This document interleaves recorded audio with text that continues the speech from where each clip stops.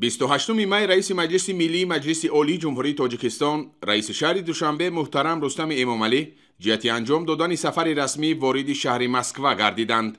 در فرودگاه بین المللی ونوکوو 2 شهر مسکو مهمان عالی قدر را معاون رئیس شورای فدراسیای مجلس فدرالی فدراسیای روسیه، سفیر فوق‌العاده و مختار جمهوری تاجیکستان در فدراسیای روسیه و دیگر شخصان رسمی گرم و صمیمی استقبال گرفتند. سفر رسمی رئیس مجلس ملی مجلس عالی جمهوری تاجیکستان رئیس شهر دوشنبه محترم رستم امامعلی در فدراسیای روسیه با گذاشتن گلچنبر در نزد آرامگاه سرباز نامعلوم در باغ الکساندر شهر مسکو آغاز گردید. رئیس مجلس ملی مجلس عالی جمهوری تاجیکستان محترم رستم امامعلی در نزد گلخن ابدی گلچنبر گذاشته با دقیقه خاموشی خاطره قهرمانان را پاس داشتند. در این مراسم رئیس مجلس ملی مجلس عالی جمهوری تاجیکستان محترم رستم امامعلی را نمایندگان والامقام شورای فدراسیای روسیه همراهی نمودند.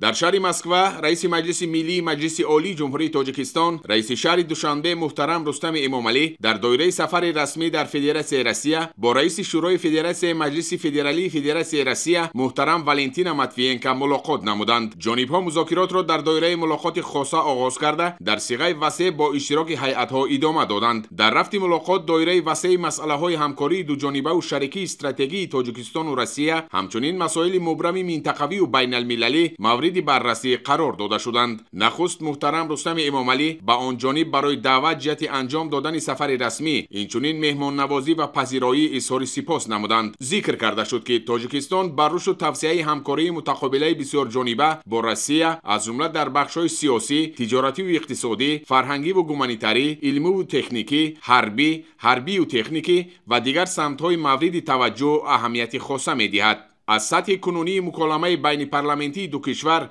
اظهار قناعتمندی کرده شد.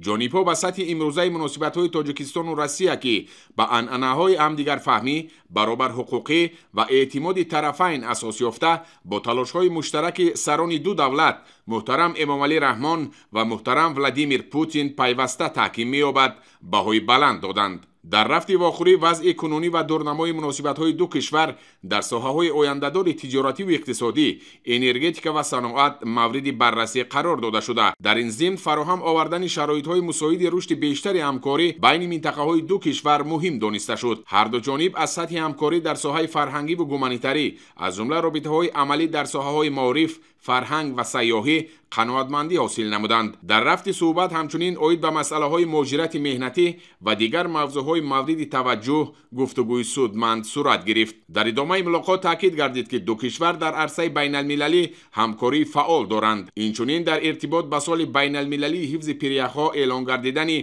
سال 2025 با نقش کنفرانسیای سطحی بلند دوشنبه عاید به پریخ‌ها توجه ظاهر کرده شد. اثنای صحبت اینچنین مسئله‌های امنیت، افزایش خطرهای فراملی و وضع امروزه افغانستان و منطقه مورد توجه خاصه جانب‌ها قرار گرفت. از روی نتیجه ملاقات‌ها جانب‌ها نظر نیکبینانه خویش را از دورنمای همکاری استراتژی دو کشور تاکید کرده اظهار امید نمودند که سفر رسمی محترم رستم امامعلی به فدراسیای روسیه در تاریخ مناسبت‌های حسنه تاجیکستان و روسیه صحیفه تازه باز خواهد نمود. در فرجام محترم رستم امامعلی همتای خود والنتینا ماتویینکا را برای انجام دادن سفر رسمی به تاجیکستان دعوت نمودند. در حاشیه ملاقات مذاکرات بین پارلمانتی تاجیکستان و روسیه رئیس مجلس ملی مجلس عالی جمهوری تاجیکستان محترم رستم امامعلی در بینای شورای فدراسیای مجلس فدرالی فدراسیای روسیه از نمایش عکس‌ها که با همکاری‌های بین پارلمانتی تاجیکستان و روسیه بخشیده شده است دیدن نموده در کتاب مهمانان افتخاری سایه دست گذاشتند.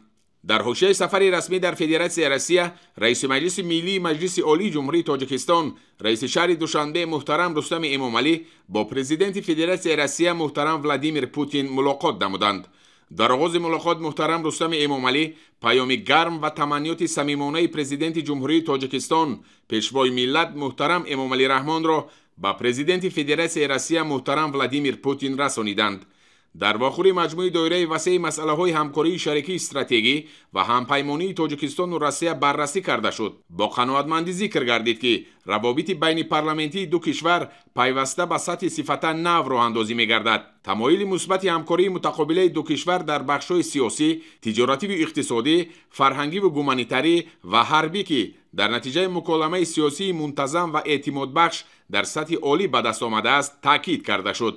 дар ин робита муҳтарам Рустами Эмомалӣ бори дигар натиҷаҳои бобарори сафари расмии ахири президенти ҷумҳурии Тоҷикистон, пешвои миллат муҳтарам Эмомалӣ Раҳмонро ба Россия ёдовар шуда, барои дастгириву таваҷҷӯҳ дар амалӣ гардидани ду лоиҳаи муҳими иҷтимоӣ дар шаҳри Душанбе, бинои театри давлатии русӣ ба номи Маяковский ва маркази кӯдакони болоёқати Сириус ба президенти Федератсияи Россия муҳтарам Владимир Путин изҳори сипос намуданд. Бо зикри зарфиятҳои бузурги истифоданашуда, тавсеяи фаъолияти комиссияи байниҳукуматӣ оид ба ҳамкории иқтисодӣ ҷиҳати тақвият додани робитаҳои минбаъдаи ду кишвар дар ҳама бахшҳои ҳамкорӣ салоҳ дониста шуд. дар идомаи суҳбат ҷонибҳо ба масъалаҳои рушди робитаҳои фарҳангиву гуманитарӣ, аз ҷумла ҳамкории фаъол дар соҳаи маориф, омӯзиши забон ва тарғиби фарҳанги русӣ таваҷҷӯҳ зоҳир намуданд.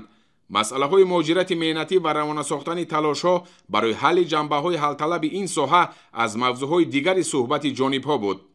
вобаста ба вазъи сиёсии ҷаҳон ва минтақа, аз ҷумла атрофи вазъи ноустувор дар Афғонистон ва дигар масъалаҳои мубрами рӯзномаи байналмилалӣ, мубодилаи афкор сурат гирифт.